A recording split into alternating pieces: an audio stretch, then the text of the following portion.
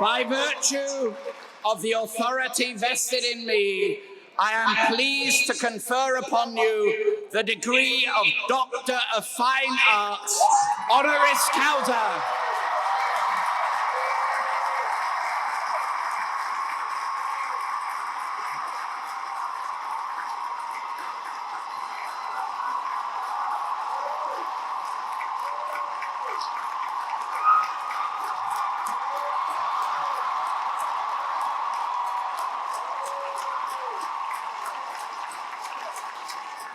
Hi, I'm Taylor.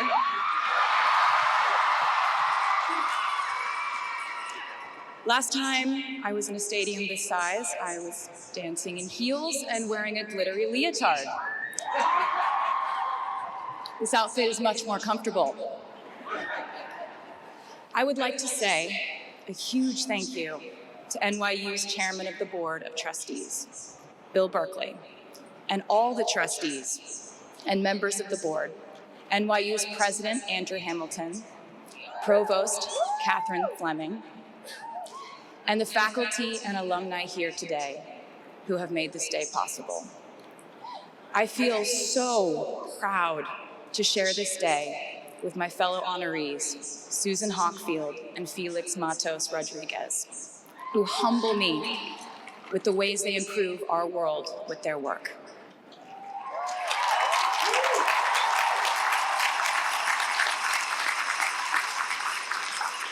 As for me, I'm 90% sure the main reason I'm here is because I have a song called 22.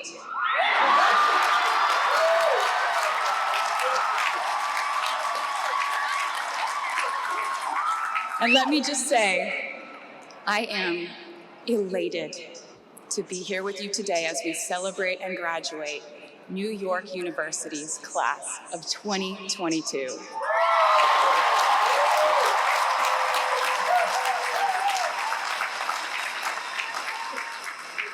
Not a single one of us here today has done it alone.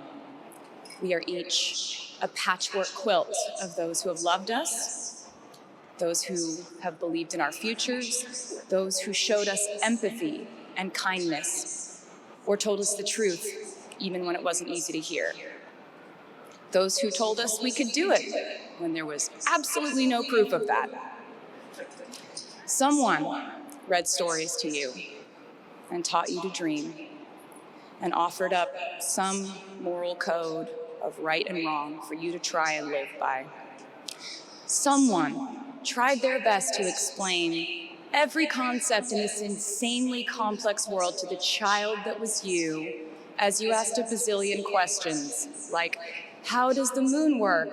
And why can we eat salad but not grass? And maybe they didn't do it perfectly. No one ever can. Maybe they aren't with us anymore. In that case, I hope you'll remember them today. If they are in this stadium, I hope you'll find your own way to express your gratitude for all the steps and missteps that have led us to this common destination.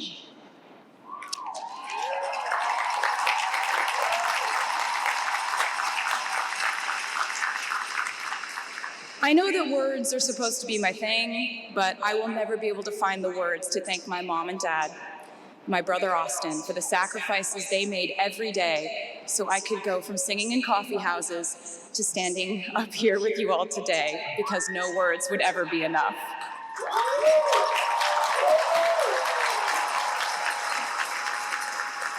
To all the incredible parents, family members, mentors, teachers, allies, friends, and loved ones here today who have supported these students in their pursuit of educational enrichment, let me say to you now, welcome to New York.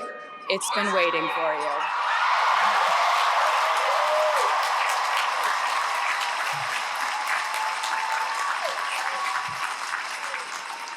I'd like to thank NYU for making me, technically, on paper at least, a doctor.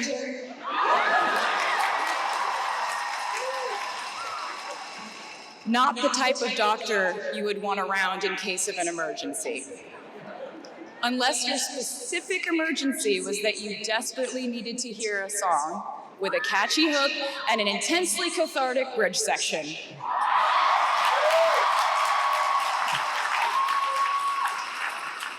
Or if your emergency was that you needed a person who can name over 50 breeds of cats in 1 minute. Excuse me, that's the language of no. I never got to have a normal college experience, per se. I went to public high school until 10th grade, and then finished my education doing homeschool work on the floors of airport terminals. Then I went out on the road for radio tour, which sounds incredibly glamorous, but in reality, it consisted of a rental car, motels, and my mom and I pretending to have loud mother-daughter fights with each other during boarding so no one would want the empty seat between us on Southwest. As a kid, I always thought I would go away to college, imagining the posters I would hang on the wall of my freshman dorm. I even set the ending of my music video from my song Love Story at my fantasy imaginary college, where I meet a male model reading a book on the grass, and with one single glance, we realized we had been in love in our past lives. Which is exactly what you guys all experienced at some point in the last 4 years, right?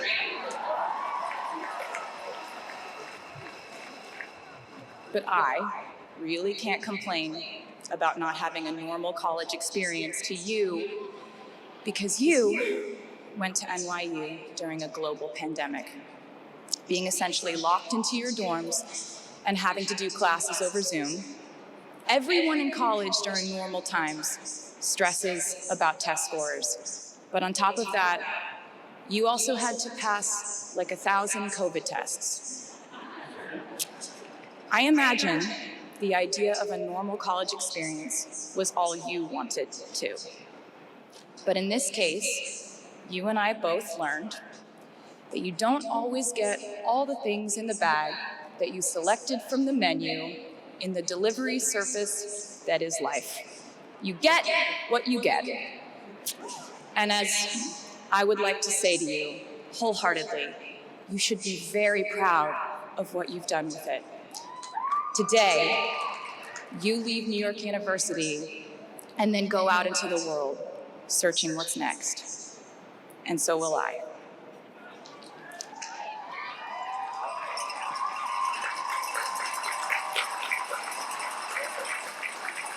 So as a rule, I try not to give anyone unsolicited advice unless they ask for it. I'll go into this more later.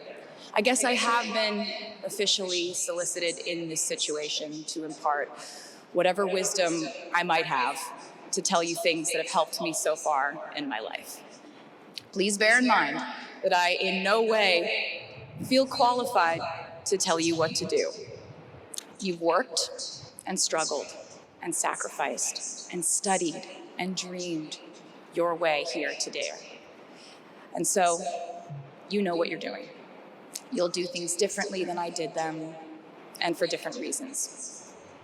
So I won't tell you what to do, because no one likes that.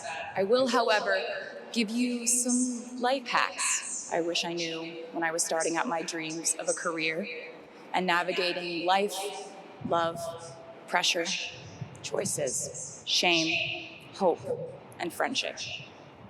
The first of which is, life can be heavy, especially if you try to carry it all at once.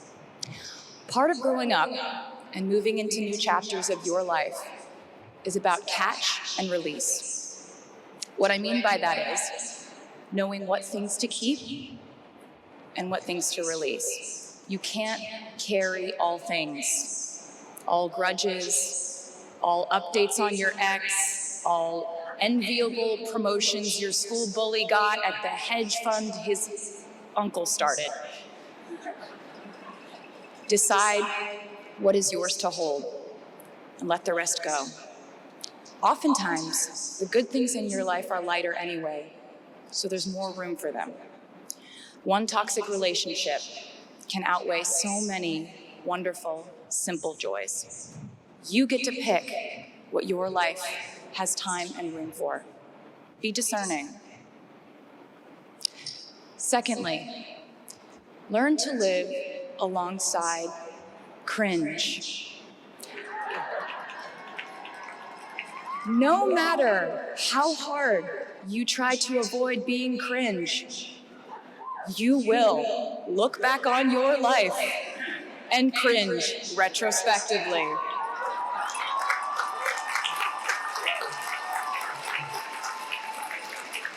Cringe is unavoidable over a lifetime. Even the term cringe might someday be deemed cringe. I promise you, you're probably doing or wearing something right now that you will look back on later and find revolting and hilarious. You can't avoid it, so don't try to. For example, I had a phase where, for the entirety of 2012, I dressed like a 1950s housewife.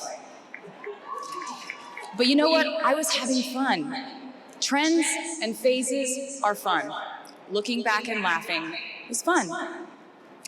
And while we're talking about things that make us squirm, but really shouldn't, I'd like to say I'm a big advocate for not hiding your enthusiasm for things.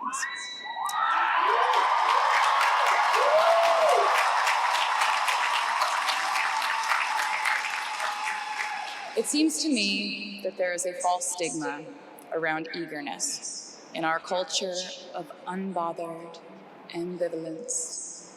This outlook perpetuates the idea that it's not cool to want it, that people who don't try are fundamentally more chic than people who do.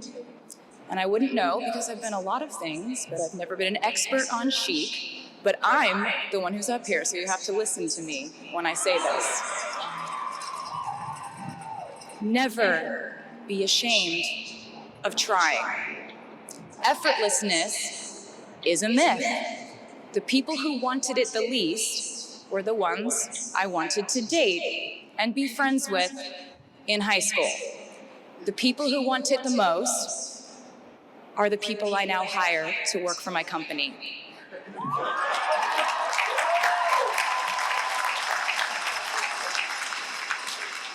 I started writing songs when I was 12, and since then, it's been the compass guiding my life, and in turn, my life guided my writing.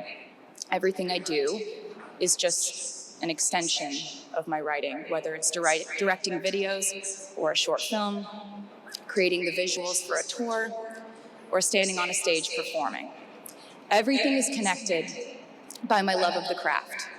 The thrill of working through ideas and narrowing them down and polishing it all up in the end, editing, waking up in the middle of the night, throwing out the old idea because you just thought of a newer, better one, or a plot device that ties the whole thing together. There's a reason they call it a hook. Sometimes a string of words just ensnares me, and I can't focus on anything until it's been recorded or written down. As a songwriter, I've never been able to sit still or stay in one creative place for too long.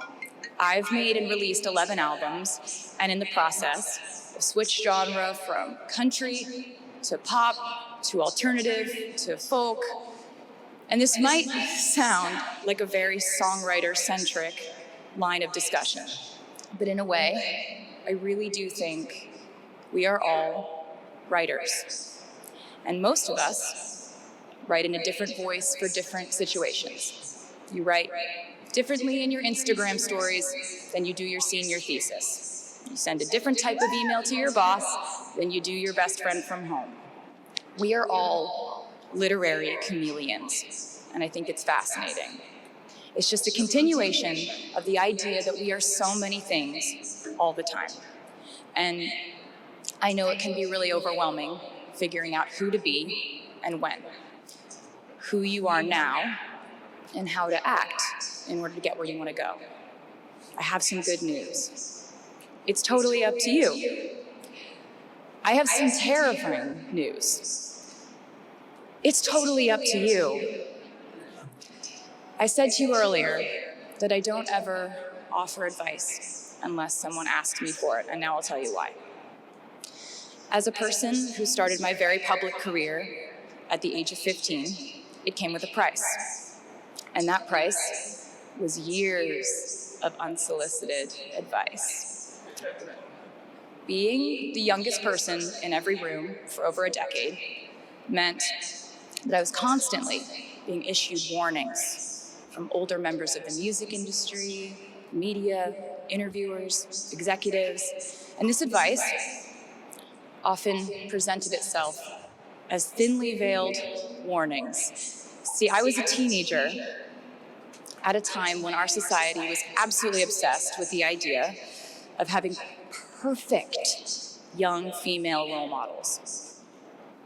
It felt like every interview I did included slight barbs by the interviewer about me one day running off the rails.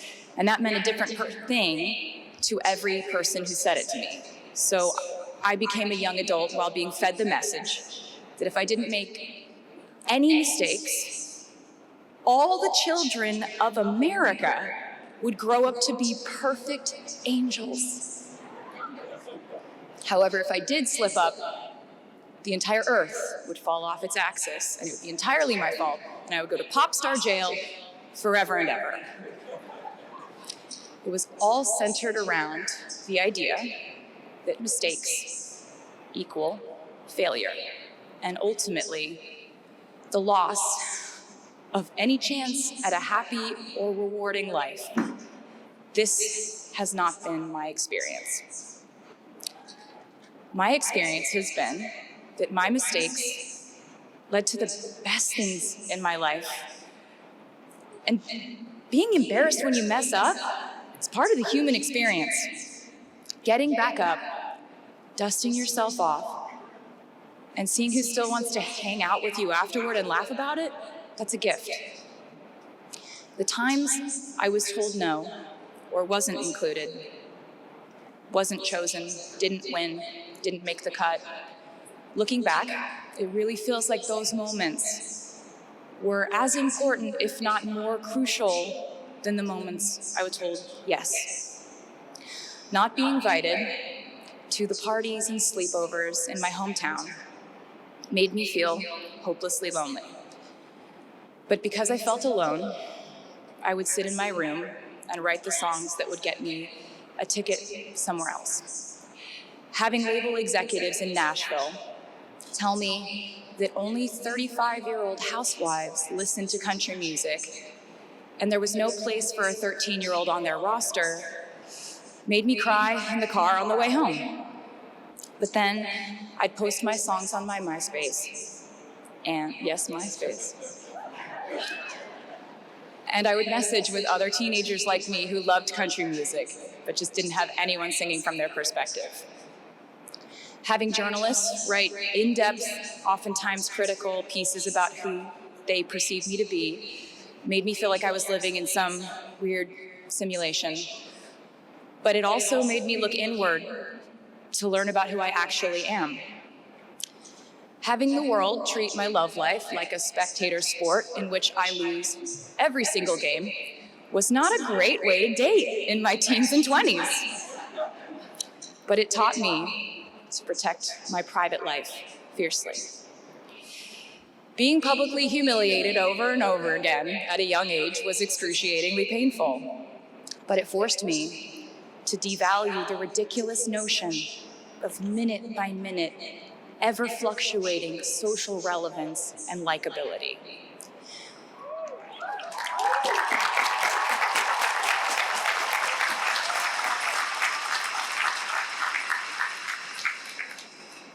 Getting canceled on the internet and nearly losing my career gave me an excellent knowledge of all the types of wine.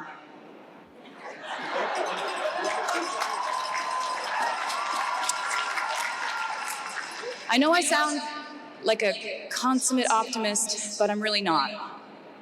I lose perspective all the time. Sometimes everything just feels completely pointless. I know the pressure of living your life through the lens of perfectionism. And I know that I'm talking to a group of perfectionists because you are here today graduating from NYU.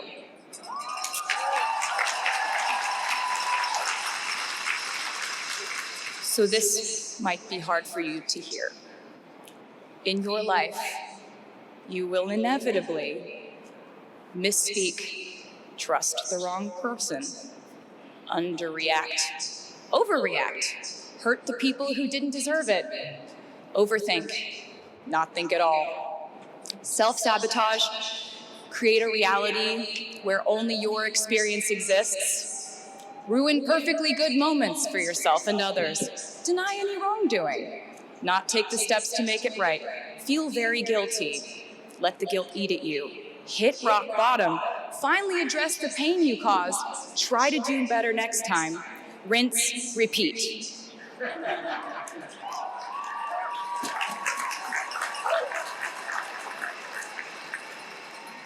And I'm not gonna lie, these mistakes will cause you to lose things. I'm trying to tell you that losing things doesn't just mean losing. A lot of the time, when we lose things, we gain things too. Now you leave the structure and framework of school and chart your own path. Every choice you make leads to the next choice, which leads to the next, and I know it's hard to know which path to take.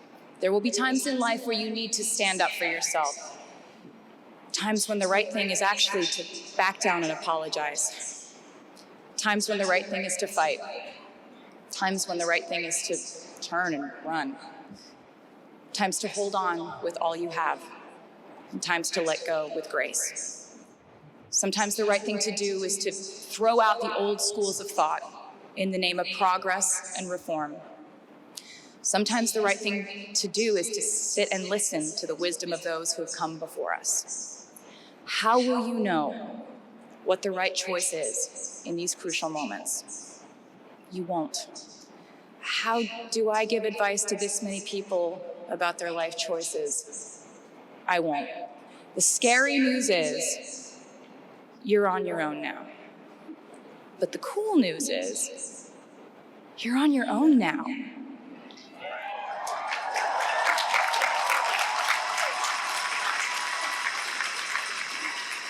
I leave you with this. We are led by our gut instincts, our intuition, our desires and fears, our scars and our dreams. And you will screw it up sometimes. So will I. And when I do, you will most likely read about it on the internet. Anyway, hard things will happen to us. We will recover. We will learn from it. We will grow more resilient because of it. And as long as we are fortunate enough to be breathing, we will breathe in, breathe through, breathe deep, and breathe out. And I am a doctor now, so I know how breathing works. I hope you know how proud I am to share this day with you. We're doing this together, so let's just keep dancing like we're the class of 22.